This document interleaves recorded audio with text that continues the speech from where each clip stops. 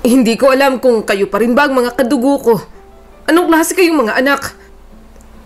Anong ginawa kong masama para matanggap ko ito mula sa inyo? Yun ang galit na sigaw ni Lolo Kaloy sa kanyang mga anak.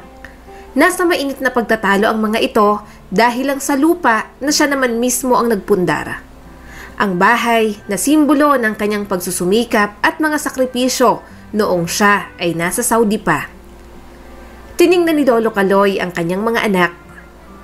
Ganyan na ba talaga kayo kasama?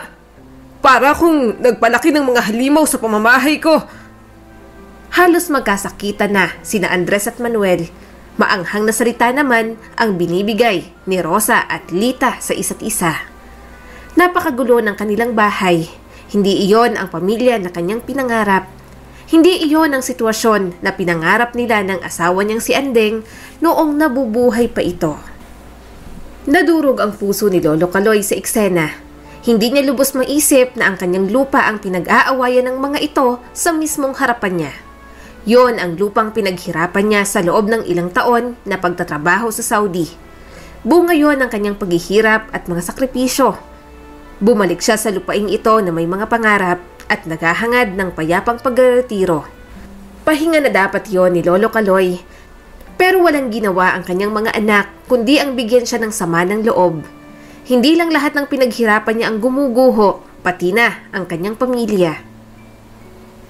Kuya Andres, napakamakasarili mo. Inuto mo si Papa para pirmahan ng kontrata. Anong klase ka? Talagang binenta mong bahay at lupa? Alam naming hindi lahat ang binigay mo. Saan mo din nalang pinagbentahan? Galit na tanong ni Manuel. Nanlaki ang mga mata ni Andres. Wala ka nang pakialam. Hahatiin ko naman sa atin yan ah. Saka kung tirahan lang pala, pwede sa amin pumisan si Papa. Ikaw lang naman itong kung anong binibigyang kahulugan. Napailing naman si Rosa. Kuya Andres, kasi mali ang ginagawa mo. Kung hindi aksiya sa pera at panahon, nadimanda na kita eh. Buhay pa nga si Papa, ginaganyan mo na.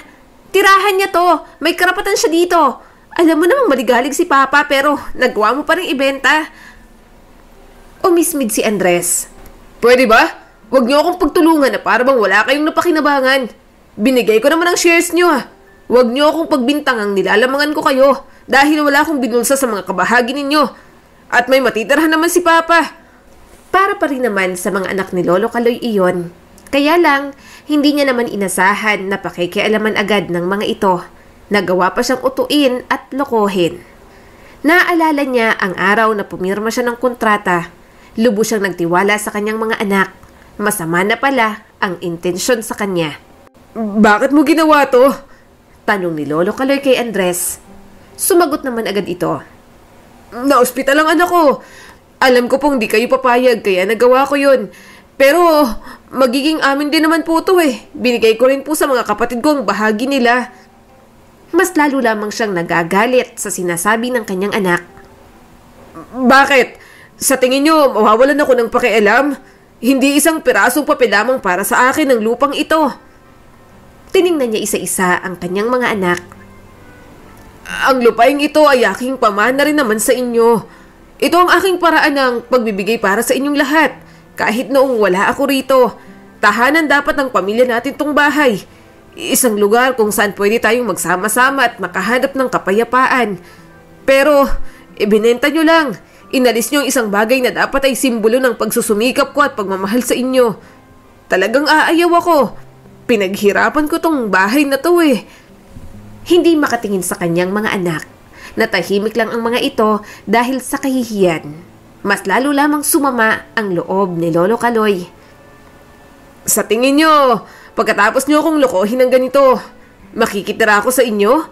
O huwag kayong mag-alala, hindi na ako magiging pabigat sa inyo. Gawin nyo na kung anong gusto nyong gawin sa buhay ninyo. Magkalimutan na tayo. Puno ng hinanakit na sabi ni Lolo Kaloy. Tinalikuran niya ang kanyang mga anak. Naninikip lamang ang kanyang dibdib. Hindi niya na nakikilala ang pamilyang pinag-alayan niya ng buhay. Hindi man lang siya narespeto ng mga ito. Hindi niya na matawag na pamilya ang mga taong nagawa iyon sa kanya. Kaya simula ng araw na yon, umalis si Lolo Kaloy. Wala na siyang tirahan. Nang maglaya siya, wala man lang nag-effort na maghanap sa kanya. At doon niya mas napatunayan na wala talagang kwenta ang kanyang mga anak. Nasa gilid lang siya ng kalsada nakatira noong mga unang araw. Kaya niya pa naman magtrabaho, may lakas pa siya. Kaya nang makapag-ipon, nangupahan siya ng bahay. Ang bintana, ginawa niya lang tindahan para may kabuhayan naman siya. Kaya lang, habang umuusad ang mga araw, nauubos naman ang pag-asa ni Lolo Kaloy. Parang kahit lumaban siya sa buhay, wala nang silbi. Hindi naman na siya inaalala ng kanyang mga anak. Wala na siyang pakinabang sa mga ito. Tiningnan niya ang bote na hawak niya. Binasag yun ni Lolo Kaloy at kumuha ng malaking piraso ng bubog. Gusto niya na talagang tumakas mula sa matinding kalungkutan na lumalamon sa kanya. Nang ilapat niya na ang bubog sa kanyang leeg, isang iyak ng bata ang kanyang narinig sa kabila ng malakas na pagbuhos ng ulan. Ano yun? Kunot noon niyang tanong. Natigilan siya. Nang mas lumakas ang iyak, napatayo na si Lolo Kaloy. Tiningnan niya ang kabilang iskinita at pagkatapos, sa gitna ng mga basura, nakita niya ang isang maliit na karton na kahon. Diyos ko po, sino ba namang nag-iwan ng bata rito sa basurahan? Nag-aalalang tanong ni Lolo Kaloy. Sa nanginginig na mga kamay, dahan-dahan niyang kinuha ang baby. Pinunasan niya ang mukha ng sanggol, bahagya niyang hinele ang bata. Tahan na Totoy, nandito na ang lolo. Mahinang bulong niya at sinusubukang pakalmahin ng sanggol. Niyugyug niya ng marahan ng bata. Nasaan na bang mga magulang nito? Lumingon siya sa paligid, umaasa na makahanap ng anumang palatandaan sa nag-iwan ng bata. Pero wala siyang makita kahit isang tao. Bumili siya ng tsupon at gatas. Dinala na lamang ni Lolo Kaloy ang bata sa kanyang bahay. Habang inaasikaso ang batang napulot niya lang sa basurahan, hindi niya inasahang mabibigyan pa siya ng panibagong pag-asa sa kanyang buhay. Ito na ang bayad ko sa bahay, Ninita. Marahang sabi ni Lolo Kaloy sa may-ari ng bahay habang karga si Adrian. Napasilip naman si Ninita sa kanyang tindahan. Abay, sinong batang yan? Anak mo, Lolo Kaloy? Nakabuntis ka ng babae? Aba, may asim pa pala. Tumingala si Lolo Kaloy at mahinang tumawa. Hindi, puro kabiro ni Nita. Si Adrian to, apo ko. Poging bata ano, ang tangos ng ilong. Tumaas ang isang kilay ni Nita. Apo mo? Akala ko hindi mo kasundo ang mga anak mo. Mabuti at pinahiram sa yung apo mo. Humalakhak si Lolo Kaloy at umiiling-iling. Hindi ko totoong apo si Adrian. Inampon ko lamang ang batang ito. Natagpuan ko siya sa gilid ng kalsada sa may basurahan. May nag-iwan yata. Nanlaki ang mga mata ni Nita. May nag-iwan? Grabe naman ang mga magulang yan. Diyos ko, kawawang bata. Mabuti at kinuha mo, Lolo Kaloy. Lumambot ang ekspresyon ni Lolo Kaloy. Hindi alam ng kahit na sino ang ibinigay na pag-asa ng batang yun sa kanya. Kahit wala naman sa kanyang plano, napagdesisyonan niya pa rin na alagaan si Adrian. Umiling si Lolo Kaloy. Hindi ko nalaman kung sino nag-iwan sa kanya. Sa palagay ko nga, baka masyadong bata o natatakot ang ina ng batang ito. Ang alam ko lang nang makita ko ang maliit na mukha ni Adrian.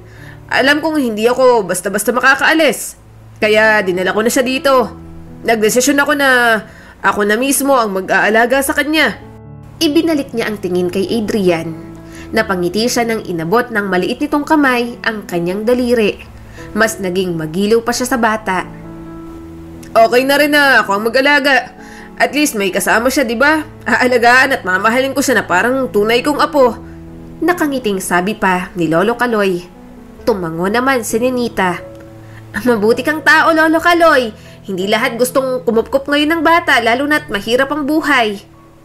Pero hindi niya naman iniisip yon. Hindi niya tinuring na pabigat si Adrian. Kahit nahihirapan siya sa buhay, wala siyang naramdaman kundi ang kagustuhan na alagaan ito.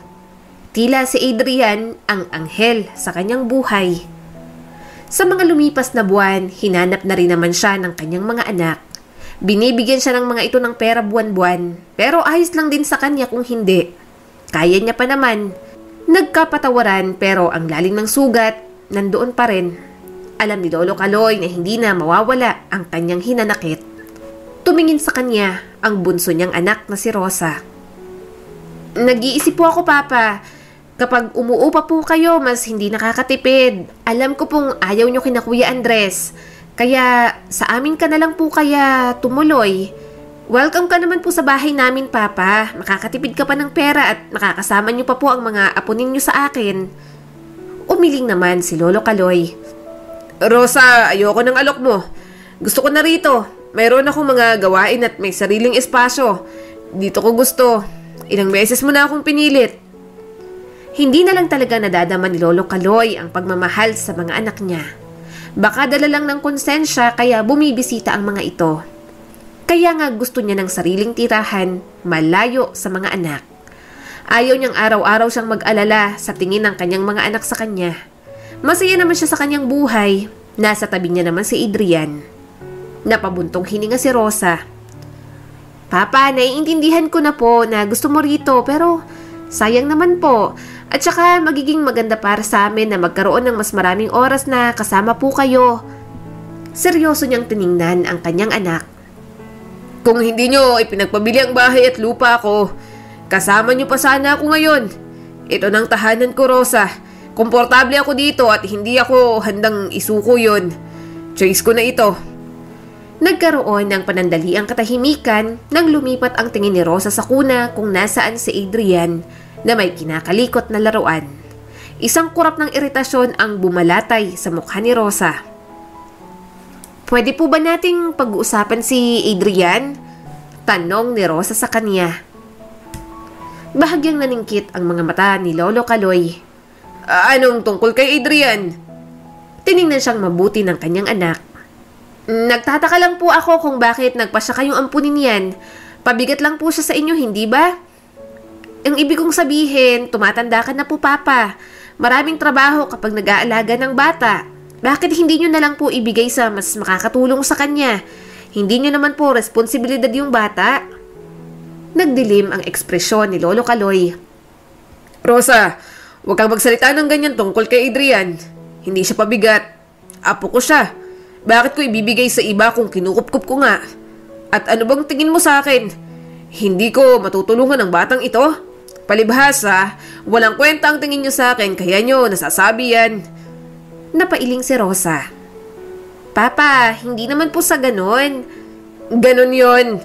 Mariing sabi ni Lolo Kaloy. Laging yan ang pinaparamdam nyo sa akin. Bumaling siya kay Adrian. Natagpuan ko siyang iniwan at nag-iisa. Hindi ko kayang iwan siya doon. Bahagi na siya ng pamilya ko ngayon. At inaalagaan ko siya dahil gusto ko. Hindi dahil kailangan ko. Nanlaki ang mga mata ni Rosa. Pero Papa, maging practical naman ho kayo. Hindi mo pa kayang alagaan mag-isa si Adrian. Hindi naman na din po kayo bumabata. Hindi ko kailangan ng opinion mo sa akin kung ano ang kaya ko at hindi ko magagawa. Sabi pa ni Lolo Kaloy. Kayang-kaya kong alagaan si Adrian at ayaw kong sino man, lalo na ang sarili kong anak na nagsasabi sa akin ng ganito. Buhay ko ito.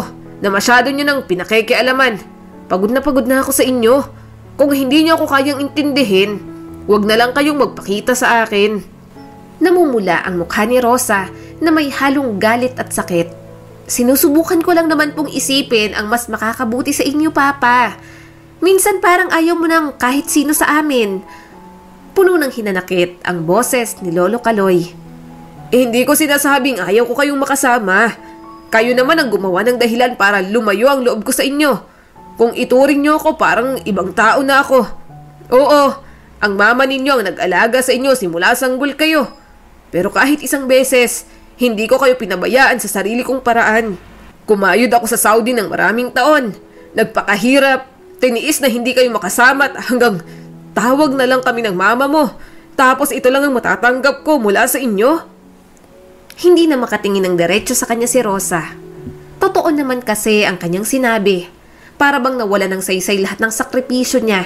Hindi man lang ito nagpasalamat sa kanya at wala ang kanyang mga anak sa posisyon ng mga ito kung hindi rin dahil sa kanyang pagsisikap. Kailangan ko lang igalang ninyo ang mga desisyon ko. Masaya ako rito kasama si Adrian. Mas nararamdaman ko pang tahanan sa ibang tao kaysa sa inyo. Kung hindi nyo kayang tanggapin, pabayaan nyo na lang ako.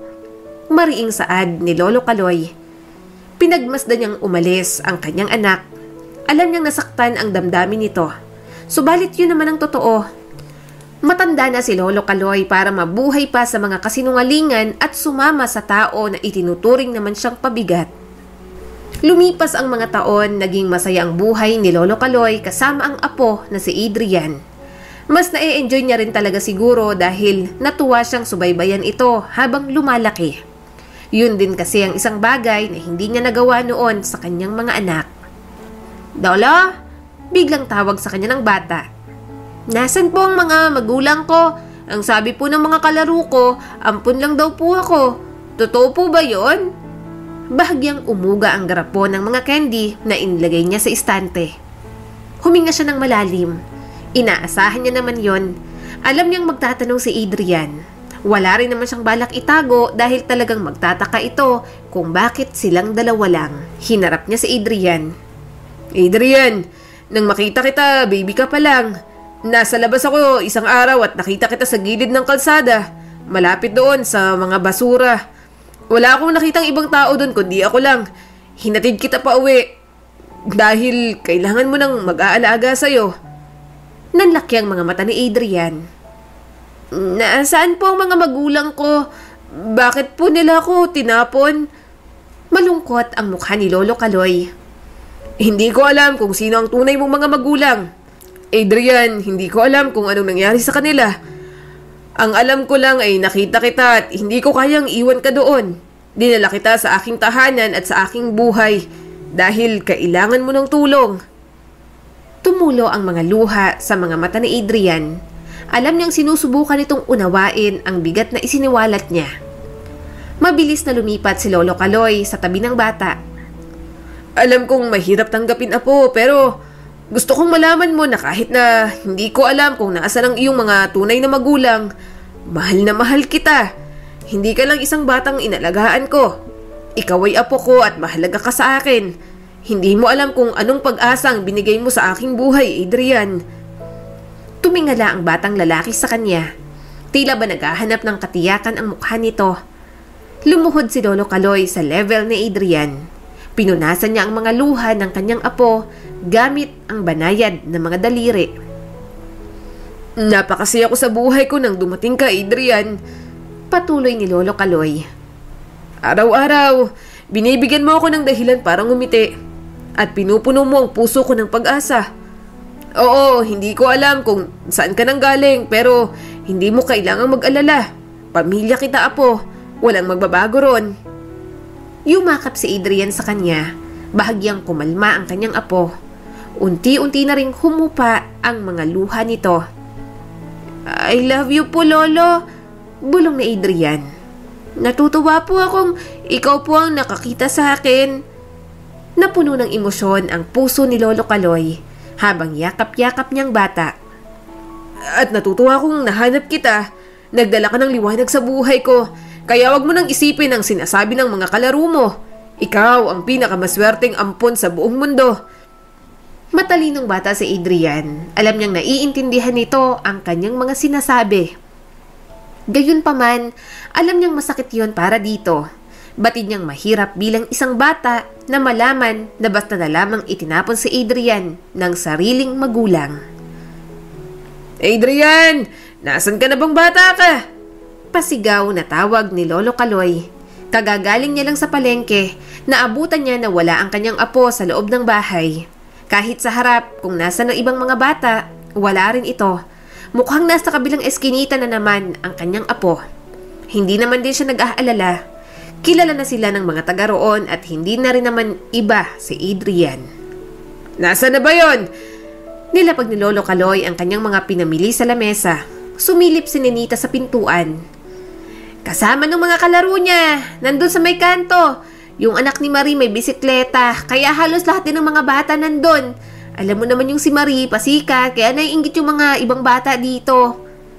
Natawa na lang si Lolo Kaloy. Nagsimula na siyang magluto. Siguradong pag-uwi ni Adrian, gutom at pawisan na naman ang kanyang apo.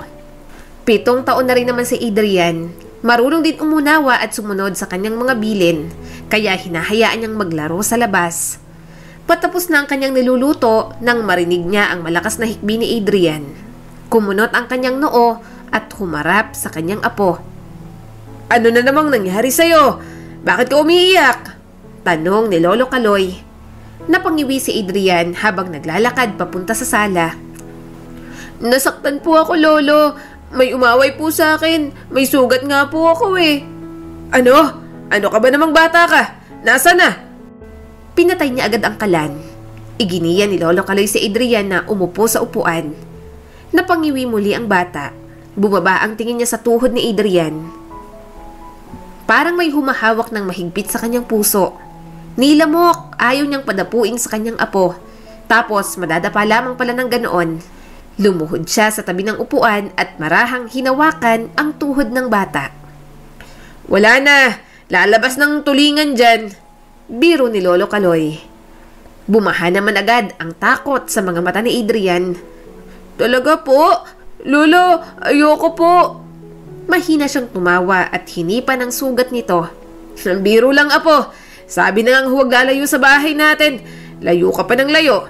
Alam mo namang nahihirapan nga akong maglakad kahahanap sa'yo. Pinunasan ni Adrian ang mga luha sa mga mata nito. Wala na pong lalabas na tulingan. Umiling naman siya. Wala na. Pating lang. Lolo naman po. Reklamo na ng kanyang apo. Mahina siyang tumawa. Hindi kumakain ng isda ang kanyang apo kapag hindi niya nininitnit at tinatanggalan ng tinik. Noong bata kasi, natinik ito ng tilapia, kaya lahat ng isda ayaw na nito. Napapakain niya naman pero minsan lang, kaya sinanay na lang niyang kumain ng gulay. Ano bang nangyari dito? Mahinang tanong ni Lolo Kaloy. Nahulog ka ba, Adrian? Napuno na naman ng luha ang mga mata ng bata. May umaway nga po, Lolo. Si Jomar po. Ayaw niyang pahiramin ako ng bisikleta niya kaya tinulak niya ako. Nahulog po ako at ngayon ang sakit po ng tuhod ko. Ayaw niya raw po ako pahiramin kasi mukha daw po akong maasim. Nanlaki ang mga mata ng matanda at inamoy ang kilikili nito. Abat, anong karapatan niyang tawaging maasim ang apo ko? Ang bango-bangong mga bata ka. Palagi kitang nililiguan 2 beses sa isang araw. Anong maasim? Sila yung maasim, apo, hindi ikaw. Dinadaan na lamang ni Lolo Kaloy sa mga biro pero bumabaha na sa kanyang dibdib ang inis at pag-aalala. Ginamot niya ang sugat ng kanyang apo. Ayaw na ayaw niya ang mga umaaway kay Adrian kahit na sinong tao pa. Gayunpaman, alam niyang kailangan niya pa rin turuan ng bata kung ano ang tama. Pasensya na, Adrian, nasugatan ka. Ganun talaga, apo, wala tayong magagawa. Ugali nila yon. Hindi naman lahat ng bata ay mababait katulad mo. Malumanay na sabi ni Lolo Kaloy. Ngumuso sa Adrian at pinunasan ang mga mata gamit ang likod ng kamay. Gusto ko lang naman po maglaro, pero ayaw po nila akong pahiramin. Maayos naman po akong humiram at nagsabi ng please, pero ayaw niya pa rin po. Tinulak pa po ako ni Jomar. Nanlambot ang mga mata ng matanda. Sobrang inosente talaga ng kanyang apo sa lahat ng bagay. Pagkatapos niyang gamutin ang sugat nito, dinala niya si Adrian sa harap ng lababo para maghugas ng kamay. Umupo ka na rito, kumain na tayo. Pinagsandok na ni Lolo Kaloy ang kanyang apo. Tiningnan niya ang bata. Mukhang hindi ito makakakain ng maayos. Malungkot pa rin ang mukha nito. Alam mo, Adrian, hindi lahat ng nakakausap natin at nakakaharap natin magiging mabait sa atin kahit naging mabait tayo. Pero dapat, alam mo din na dapat kang igalang. Kung masama ang kalaro mo sa'yo, mas mabuting lumayo ka sa kanila. Hayaan mo na lamang sila. Tumingala si Adrian sa kanya. Pero Lolo, gusto ko lang naman pong maglaro. Wala naman pong masama ron. Lumambot ang puso ni Lolo Kaloy nang makita ang inosenteng pagnanais ng kanyang apo sa mga simple nitong minimithi. Inabot niya at masuyong ginulo ang buhok ni Adrian. Sandaling nag-isip si Lolo Kaloy. Naiintindihan ko, apo. Ano bang gagawin natin? Paano ba para hindi ka na umiyak? Ganito na lang. Susubukan kong bumili ng sarili mong bisikleta para hindi mo na kailangan pang humiram sa iba at pwede kang sumakay kahit kailan mo gusto. Wala iyon sa kanyang budget. Kaunti na rin naman ang tatanggap niya sa kanyang mga anak.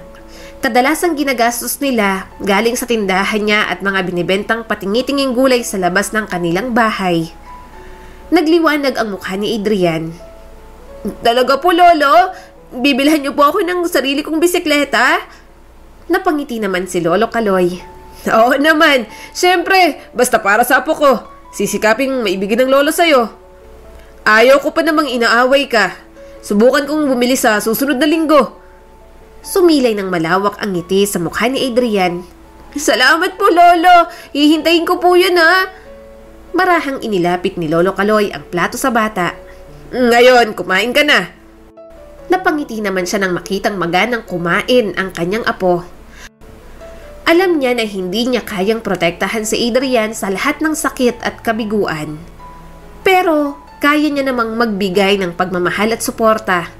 Yon ang gusto niyang itatak sa isip ng kanyang apo para makuha pa rin itong maging masaya sa kabila ng mga negatibong tao.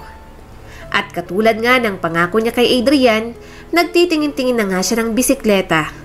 Yun nga lang, masyadong mahal at hindi pa kaya ng budget nila. Ayaw niya naman na hindi makabili. Ano po yun, Lo? Tanong sa kanya ng tindera. Tinuro niyang isang bisikletang kulay blue. Wala na bang bawas ang presyo na yan? Umiling naman ang tindera. Wala na po, fix na po yun, Lo. Malungkot na umuwi si Lolo Kaloy. Hindi niya alam kung papaano mabibilhan ng bisikleta ang kanyang apo. Kung gagalawin niya pa ang iba nilang pera, wala naman silang kakainin. Second hand na lang po, Lolo Kaloy. Sabi sa kanya ng anak ni Ninita. Napabaling siya rito. Second hand? Tumango naman ito. Opo, sa online po may makikita naman. May mga damage pero kapag pinaayos okay na rin naman po. Mas mura po yung mga ganon kasi nga may damage po o kaya luma na. Gusto niyo po bang ihanap ko po kayo? Pumayag naman agad si Lolo Kaloy. Sige, Iha. Pakihanap na lang, ha. Wala akong alam sa online ngayon. Hanggang tawag at chat lang ako. Gusto ko talagang mabilhan ng bisikleta ang apo ko. Ginawa naman ng anak ni Ninita ang kanyang pakiusap. Hanggang sa may nakita na nga ito. Nang matanggap nila may kaunting sira sa pedal at makalawang na. Kaya yun na lang ang inayos ni Lolo Kaloy. Marunong naman siyang magkumpune ng mga ganoon. Maayos man, pangit pa rin tingnan. Kaya ginawa niya ng paraan. Pinintah niya ang bisikleta para magmukhang bago. Nilagyan niya na rin ng maliit na torotot para may busina pa si Adrian. At nang ibigay niya yon sa kanyang apo, daig pa ni Lolo Kaloy ang nanalo sa loto sa nakitang ngiti ng bata. Wow! Thank you po, Lolo Kaloy! Bulalas ng kanyang apo at mahigpit siyang niyakap. Napangiti naman siya. Pinagmasdan niyang excited na sumakay si Adrian. Maibigay niya lang talaga ang kasiyahan ng bata, nagiging masaya na rin si Lolo Kaloy. Pero ang lahat ng yon, hindi pa rin magiging panghabang buhay. Lolo, okay ka lang po? Tanong ng kanyang apo. Sinapo ni Lolo Kaloy ang kanyang ulo. Oh, Adrian, ayos lang ako. Pakikuha naman ako ng tubig, apo. Salamat. Ilang araw nang masama ang pakiramdam ni Lolo Kaloy. Ngunit pinilit niyang kumilos. Ayaw niyang mag-alala ang kanyang apo. Pero nang gabing yon, tila mas matindi ang nararamdaman ng matanda. Hindi siya mapakali sa kanyang upuan. Mababaw na sunod-sunod ang kanyang paghinga.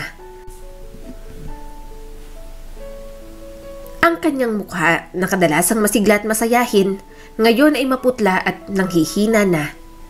Tumingala si Adrian sa kanya mula sa mga nilalaro nito. Lolo, okay ka lang po?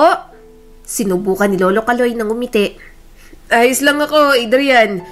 Medyo pagod lang ako. Napabuntong hininga si Lolo Kaloy at napahawak na sa kanyang dibdib.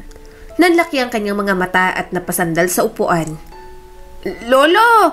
Sigaw ni Adrian na nagmamadaling tumayo. Nagmamadali itong lumapit sa kanya ngunit bumagsak na siya sa sahig. Apo! Nakita niyang nangingilid ang mga luha sa mga mata ni Adrian. Nakaluhod ito sa tabi niya at marahan siyang niyuyugyog. Lolo! Gising na! Please! Gumising ka na! Basag ang boses nito sa desperasyon. Namilog ang mga mata ni Lolo Kaloy. Adrian! Kailangan mong humingi ng tulong.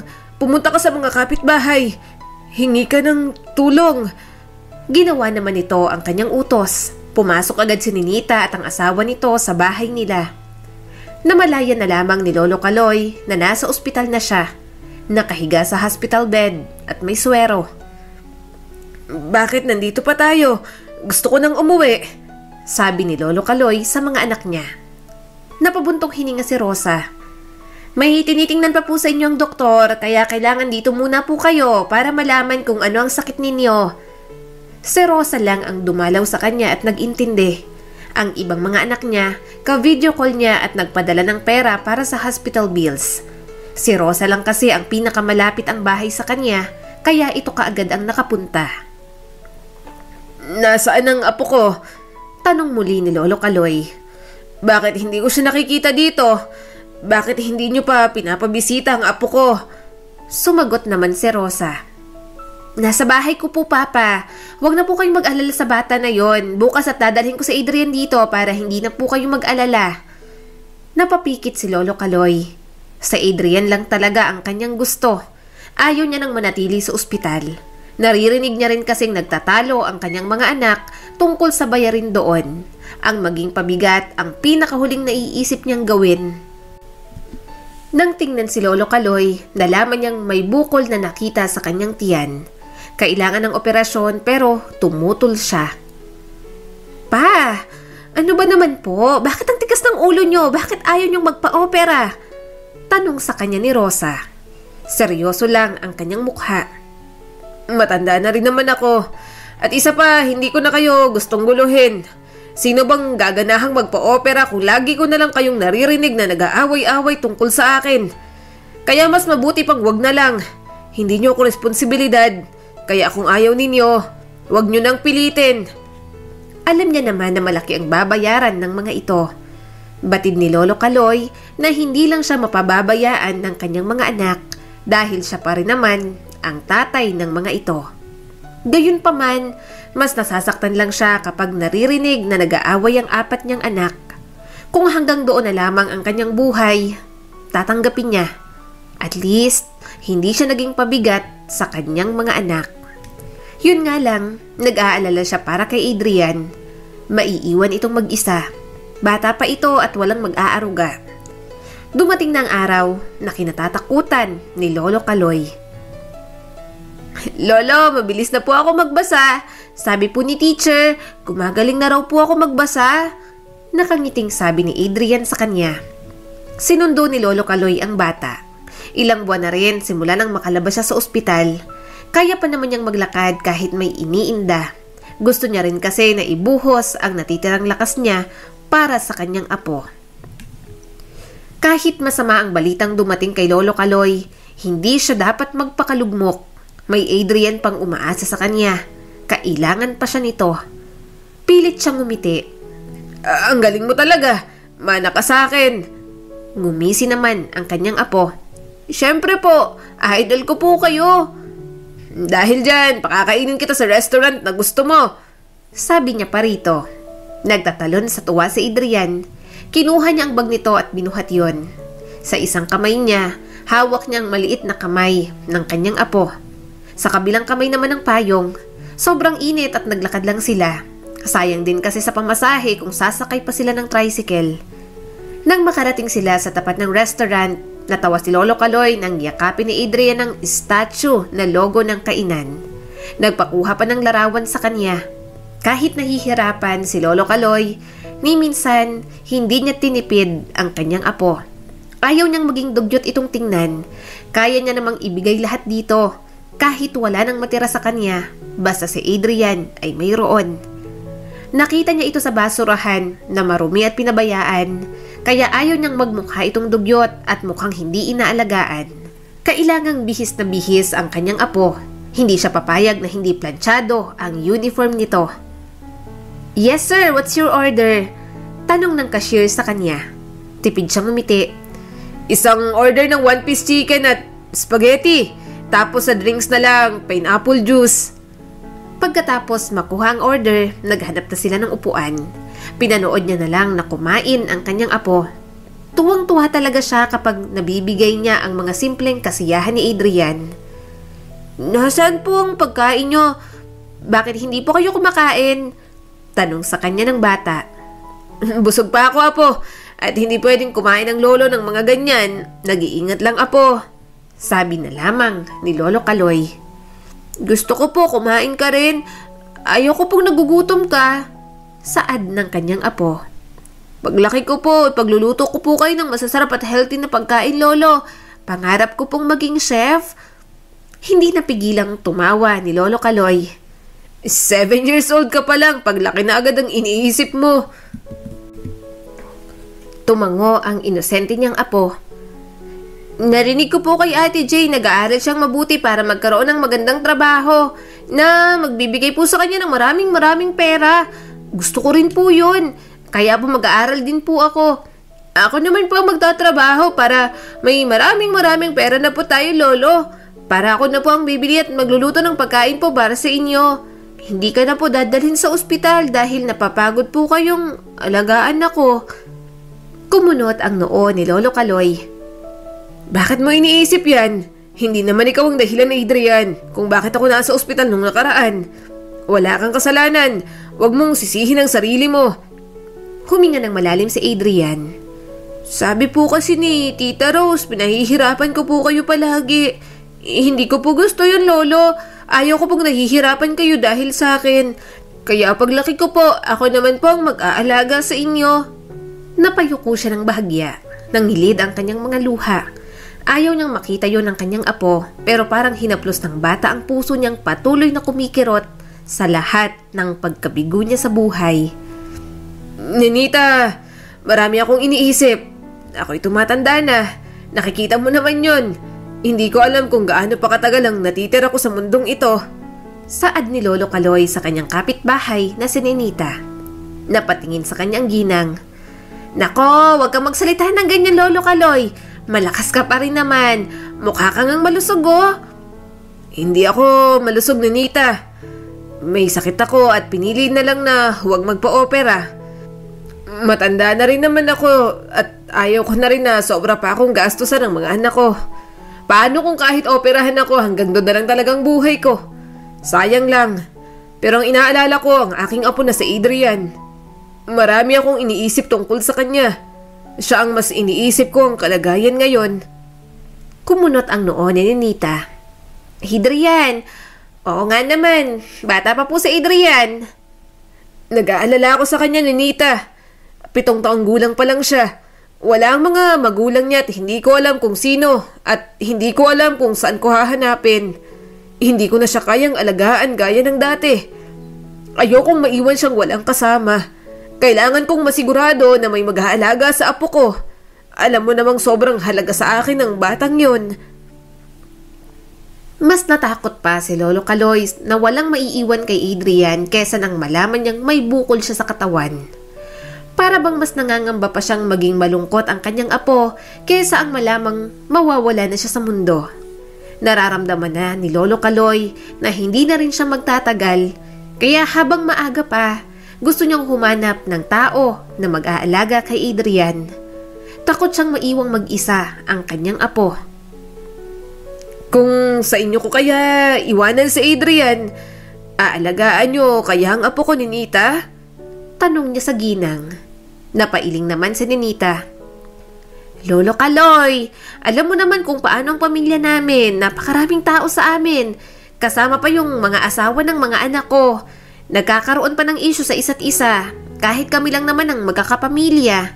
Natatakot ako na kung sa akin mo ibibigay si Adrian, hindi ko maibigay sa kanyang pangangalaga na ginawa mo para sa apo mo. Bahagyang bumagsak ang mga balikat ni Lolo Kaloy. Naiintindihan ko, pero hindi ko talaga alam kung saan ko dadalhin si Adrian.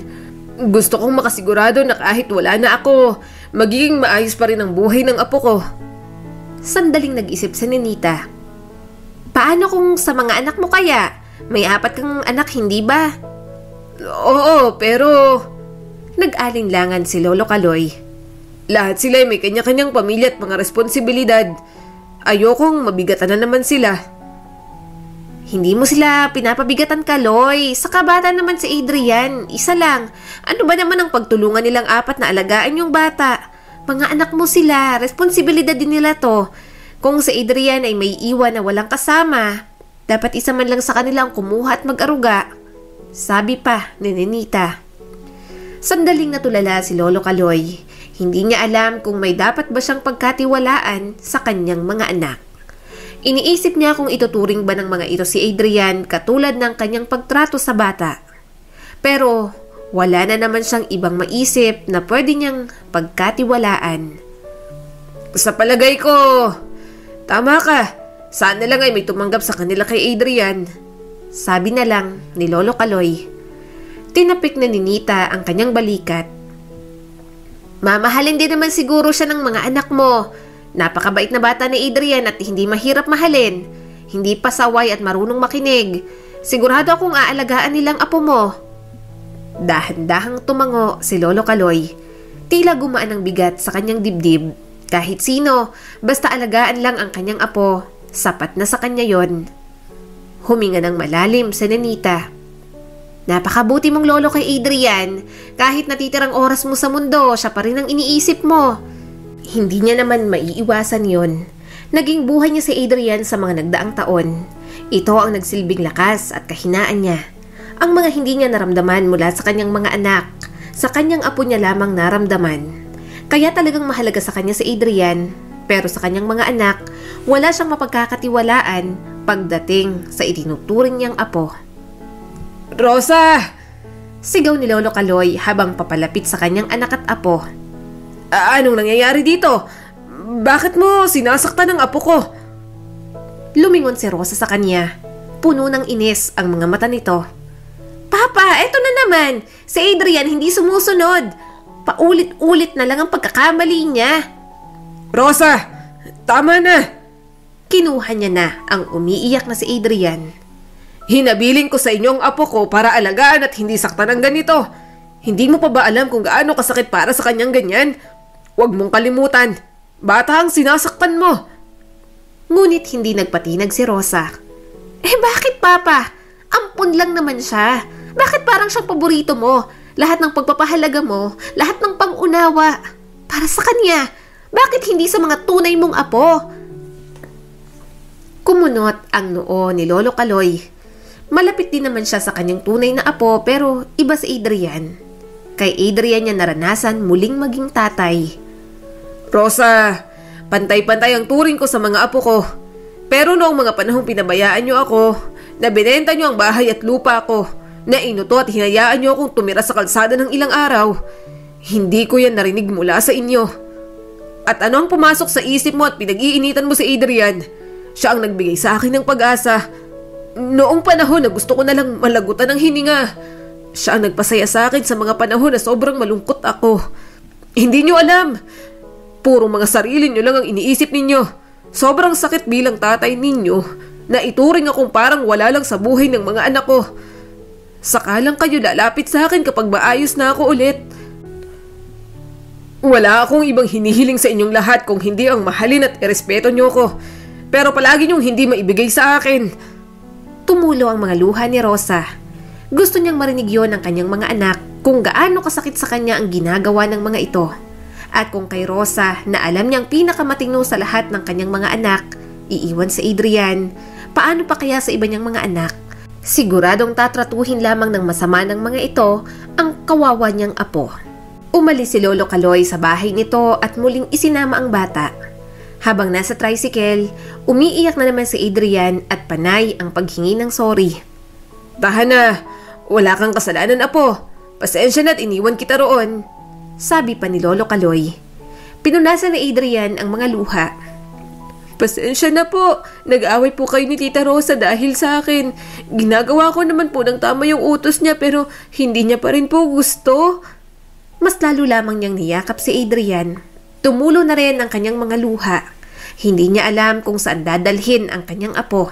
Hindi niya alam kung anong gagawin. Wala siyang ideya kung saan magandang iwan ang bata. Hanggang isang araw, dininig ng Diyos ang kanyang mga hiling. Naglalakad si Lolo Kaloy sa daan. Lumabas siya para sunduin sa school ang kanyang apo. Kahit masama ang pakiramdam, lumabas pa rin siya. Pagdating niya sa gitna ng kalsada ay bigla na lang sumakit ang kanyang tiyan at hindi rin siya makahinga ng maayos. Lumabo ang paningin niya at isang malakas at nakabibinging ingay ang pumuno sa kanyang mga tenga. Akala niya pa nga ay mababangga na siya ng sasakyan na nasa harapan niya. Bumalot sa kanya ang takot, ngunit bago pa niya maproseso ang anumang bagay, binalot na siya ng kadiliman. Nagising na lang siya at natagpuan ni Lolo Kaloy ang kanyang sarili na nakahiga sa isang hospital bed. Dahan-dahan niyang nilingon ang kanyang ulo at nakita niyang isang babae na nakaupo sa kanyang tabi. "Mabuti naman po at nagising na kayo," sabi ng babae. "Kamusta po ang pakiramdam ninyo?" Sinubukan niyang magsalita. Nasaan ako? Anong nangyari?" "Nasa ospital ka po." Malumanay nitong sagot. "Nawalan po kayo ng malay sa daan kanina." Biglang bumalot ang pag-aalala sa kanya. Apo ko? Adrian, nasaan ang apo ko? Baka naghihintay pa siya sa school hanggang ngayon." Lumambot ang mukha ng babae. "Nasa kantin po ang apo ninyo. Pinakain po muna namin dahil ayaw umalis sa tabi ninyo. Nang isugod na po namin kayo sa ospital, may bigla pong tumakbong bata papalapit sa inyo at umiiyak." Isang alo ng ginhawa ang dumaan sa kanya. Ngunit mabilis yung natabunan ng kanyang lumalaking pagkabalisa. Napapikit si Lolo Kaloy. Talagang nararamdaman niya na kaunti na lang ang oras na natitira sa kanya. "Please, kailangan ko ng tulong mo," bigla niyang sabi sa babae. Tumango naman ito. "Sige po, ano po bang kailangan ninyo?" Inipon ni Lolo Kaloy ang buong lakas niya. Nahihirapan man, bumaba pa rin siya sa kama. Matindi ang kirot sa kanyang tiyan, ngunit pinilit niyang tumayo. Inabot niya at hinawakan ang kamay ng babae. "Matanda na ako at nararamdaman kong wala na akong masyadong oras. Natatakot ako na maiwan mag-isang apo ko. Kailangan ko ng isang tao para kay Adrian." Halos nagsusumamo ng sabi ni Lolo Kaloy. "Teka, Lolo!" Nanlalaki ang mga mata ng babae sa sobrang gulat. Walang pag-aalinlangan, lumuhod si Lolo Kaloy sa harap ng babae. "Pakiusap. Nakikiusap ako sa inyo. Nararamdaman kong mabubuti kayong tao. Ampunin niyo na si Adrian. Hindi ko kayang isipin na mag-isa lang siya. Kahit hindi ko kayo kilala, magtitiwala ako sa inyo. Hindi ko alam kung bakit pero pakiramdam ko, tamang dalhin ko sa inyo ang apo ko. Basta, parang awa niyo na." Nangingilid ang luha sa mga mata ng babae habang nakatingin sa kanya. Nanginginig ang mga labi nito. Inalalayan siya nitong tumayo. "Huwag po kayong lumuhod ng ganyan, Lolo." Garal-galang boses na sabi ng babae. Sumakit ang puso ni Lolo Kaloy sa bawat paghinga. "Alam kong malaking pabor at hindi niyo naman ako kilala, pero kailangan kong makasigurado na maaalagaan siya. Hindi ko siya kayang iwan sa mga taong akala ko ay mapagkakatiwalaan ko. Takot na takot ako. Wala na akong oras para maghanap pa." Tumango naman ang babae. "Sige po, sisiguraduhin ko pong maalagaan si Adrian. Pangako ko po yan sa inyo. Wala po kaming anak ng asawa ko. Nahihirapan po kaming magkaroon ng anak. Kaya, biyaya po sa amin si Adrian." Nakahinga ng maluwag si Lolo Kaloy at mas lalong napaiyak. "Salamat! Maraming salamat!" Pinunasan ng babae ang luha ng mga ito. "Hindi niyo po kailangang magmakaawa. Aalagaan po namin ang apo ninyo, Lolo." Mahina na tumango si Lolo Kaloy. Nakaramdam siya ng kaunting pag-asa sa gitna ng kanyang pagod. Ang pangako ng babae ay nagbigay sa kanya ng kapanatagan. "Lolo, saan po tayo pupunta?" Tanong sa kanya ng kanyang apo nang bihisa niya ito ng maganda. Pinilit ngumiti ni Lolo Kaloy. "Sa magandang lugar, apo." Sumakay na sila sa tricycle papunta roon. Gustuhin man ni Relanie ang babaeng aampon kay Adrian na sunduin ito, hindi niya hinayaan. Baka kung ano pang sabihin ng kanilang mga kapitbahay, kaya siya na lang ang maghahatid. Ilang sandali pa nakarating na sila sa bahay ni Relanie. Binuksan ng isang katulong ang gate. "Sino po sila?" Tanong nito. Sumagot naman agad si Lolo Kaloy. "Ako si Lolo Kaloy. Inaasahan ako ni Relanie." Tumango naman ito. "Sige po, pasok na lang po kayo rito sa my garden. Tatawagan ko lang po ang amo ko." "Salamat." Pumasok na sila sa loob ng bahay. Napatingin siya ng mapagmasdan ng lugar. Magiging masaya siya kung nandoon sa lugar na yon titira ang kanyang apo. Napatingin siya kay Adrian. Maging ito, namamangha din sa laki ng bahay. Hinaplos niya ang buhok ng bata at pinunasan ang kaunting pawis sa noo. Maya-maya'y lumabas na si Relanie mula sa bahay na yon. Napangiti agad ito nang makita silang maglolo.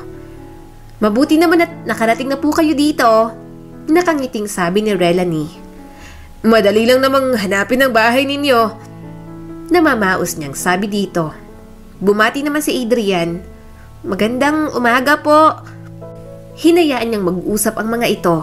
Napangiti siya nang makita niyang mabilis na nakasundo ng mga ito ang kanyang apo. At nagulat pa siya nang may hinanda ng kwarto ang mga ito para kay Adrian. Doon pa lang, alam niyang itatrato na ng tama ang bata. "Sige, kayo na lang bahala sa kanya. Kailangan ko nang umalis." Garalgalang boses na sabi ni Lolo Kaloy nang magpaalam siya. Kumunot ang noo ni Adrian. "Lolo, aalis na po tayo?" Nahihirapan siyang umiling. Hindi po. Ako lang ang aalis. Iiwan na kita rito. Sila nang bagong mag-aalaga sa'yo. Magiging mas maayos ang buhay mo rito." Gustong lumapit sa kanya nito pero pinigilan na ito ni Relanie. Kinausap niya ng mga ito, alam niyang magiging mahirap ang pamamaalam.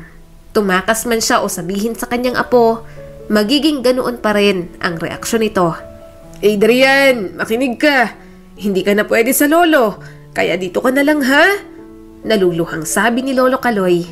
Nagsimula nang umiyak ang bata. Hindi niyo po ako iiwan, Lolo Kaloy. Umuwi na po tayo." Tumalikod na agad siya. Kahit nagwawala ang kanyang apo, tiniis niya ito. Malapit na siya sa gate nang may yumakap sa kanyang bewang. "Lolo, sasama po ako. Ayoko pang maiwan dito. Hindi na po ako magiging pasaway. Lagi po ako susunod sa utos ni Tita Rosa. Mag-aaral na po ako mabuti. Hindi na po ako iiyak. Ibenta niyo na lang po ulit ang bisikleta ko. Okay lang po kahit paluin po ako. Huwag niyo lang po akong iwan, Lolo." Nagmamakaawang sabi ng kanyang apo. Matindi ang pinakawalan niyang hagulgol. Mas lalo lang siyang nahihirapang iwan si Adrian. Siya ang nagpalaki rito. Tila mawawalan siya ng hininga kapag nawala ang apo niya. Pero kailangan niya na itong pakawalan. Hindi niya hahayaang maiwan itong mag-isa. Lumingon siya kay Relanie na punong-puno ng mga luha ang mukha. "Pakikuha si Adrian.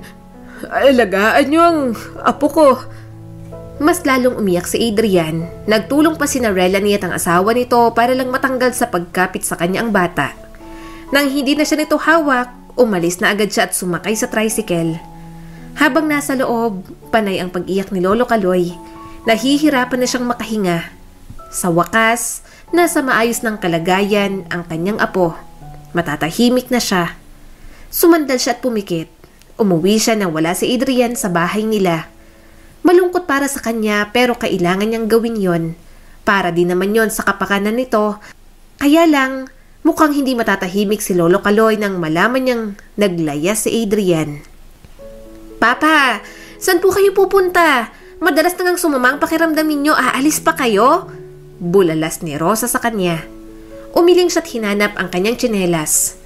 "Hanapin ko si Adrian. Tutulong ako sa paghahanap sa mga umampun sa kanya. Baka kung ano nang masamang nangyari sa apo ko."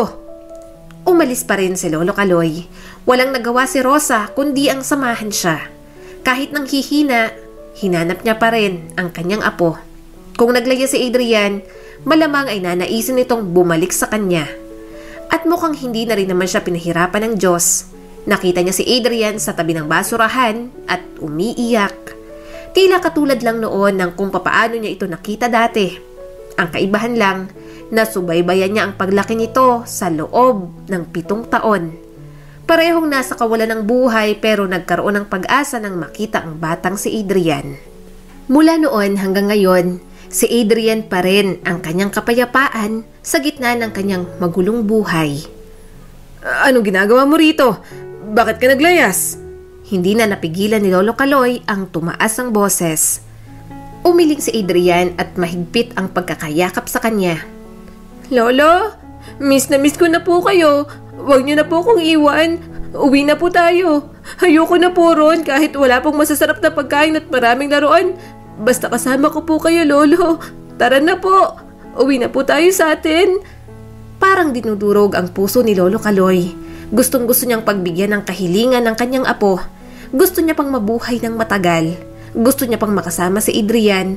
Pero hanggang doon na lamang ang kayang ibigay ng Diyos sa kanya. At wala siyang karapatan para questionin pa iyon. Hinawakan niya sa braso si Adrian at halos yugyugin ang kanyang apo. Gusto niyang magising ito sa katotohanan na hindi habang buhay na magkasama sila. Pero dahil bata pa, hirap na hirap siyang ipaintindi iyon. Matanda na ako, Apo. Hindi ko na kaya. Doon ka na sa kanila. Maalagaan ka ng maayos ni Relani.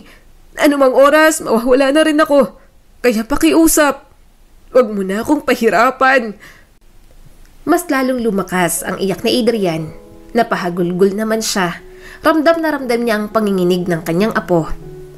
Umiling si Adrian. Lolo, mahal po kita. Ayoko po sa iba. Gusto ko po ikaw lang. Huwag niyo na po akong ibigay sa iba. Maya-may dumating na rin si Relani at ang asawa nito. Mukhang tinawagan na ni Rosa. Maging ang mga ito, umiiyak dahil sa kanila. Apo, kailangan mong sumama sa kanila. Mas mabuting sumama ka. Hindi ko na kayang alagaan ka, Adrian. Pagod na ang lolo. Umiiyak na sabi ni Lolo Kaloy. Bahagyang kumalma ang paghikbi ni Adrian. Hindi ko po gustong napapagod kayo. Pinunasan niya ang mga luha nito. At hindi ko rin gustong makita kang palaging umiiyak. Kaya sige na, sumama ka na. Isipin mong mahal kita kaya ginagawa ko to sa'yo. Muli siyang niyakap ni Adrian. Maya-maya'y sumama na rin naman ito kina Relani at sa asawa nito. Nang umalis na ang sasakyan sa kanilang harapan, muling bumuhos ang mga luha ni Lolo Kaloy. Masakit man pero mas masaya siya dahil alam niyang magiging maayos na ang kanyang apo kahit mawala man siya. Nang makauwi, nagpahinga na lang muna siya. Kinabukasan, nagising siyang kumpleto na ang kanyang mga anak. Hindi niya alam kung bakit umiiyak ang mga ito at panay ang hingi ng tawad sa kanya. Sorry, Papa. Sorry po sa lahat. Umiiyak na sabi ng kanyang panganay na anak at niyakap siya ng mahigpit. Niyakap pa siya ng iba niyang anak. Hindi niyo na kailangang mag-alala. Hindi na kayo mabibigatan sa akin. Habol hiningang sabi ni Lolo Kaloy. Umiling si Rosa at tumulo ang mga luha. Huwag niyo naman pong sabihin yan, Papa. Sa kanya lang napagtanto na habol niya na ang kanyang hininga. Mahal na mahal ko kayo mga anak. Wala man ako sa tabi ninyo sa halos kalahati ng buhay ko.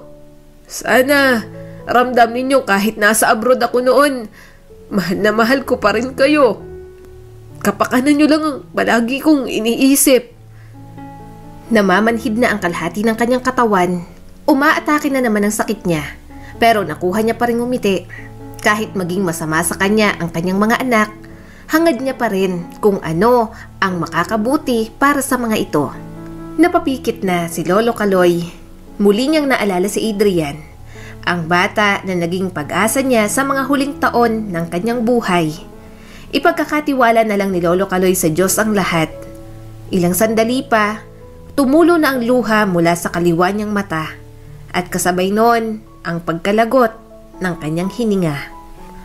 Ang kwentong ito ay nagpapaalala sa atin na ang pag-ibig ay hindi lang tungkol sa kung sino ang kamag-anak natin. Tungkol ito sa kung sino ang pinahahalagahan natin at kaya pang magbigay ng pagmamahal sa atin. At para rin ang kwentong ito sa mga OFW. Hindi madali ang maging isang OFW. Kung isang wakasyon para sa mga pamilyang pinag-alayan ng sakripisyo, isang bagong simula naman yon para sa mga OFW na kinalimutan ang sarili para maitaguyod lamang ang pamilya na kanilang iniwan. At kung natapos man ang kanilang mga taon bilang isang OFW at gusto nang magpahinga, piliin natin na igalang iyon. Muli, ito po si Skylar Guro at sana may bago na naman kayong natutunan sa kwento natin ngayon. Maraming salamat po.